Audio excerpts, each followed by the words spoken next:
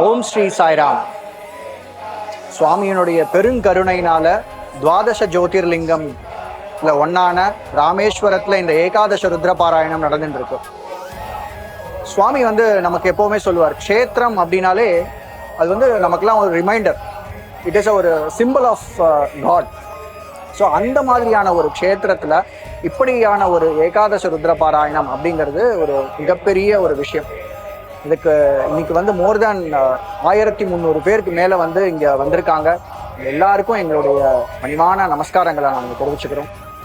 And சுவாமி நமக்கு அடிக்கடி சொல்கிற ஒரு விஷயம், நாமஸ்மரணை பண்ணணும். நம்ம இந்த லைஃப்பில் ஒவ்வொருத்தருக்குள்ளேயும் இருக்கிற அந்த இறைத்தன்மையை வெளிக்கொணர வேண்டும் அப்படின்னா அதுக்கு நாம் நாமஸ்மரணை பண்ணணும். இப்போ நாமஸ்மரணை பண்ணி நமக்குள்ளே இருக்கிற அந்த இறைத்தன்மையை நம்ம உணரணும் அப்படின்னா அதுக்கு முக்கியமாக ஒரு ரிமைண்டராக நாம் இதை பார்க்குறோம்.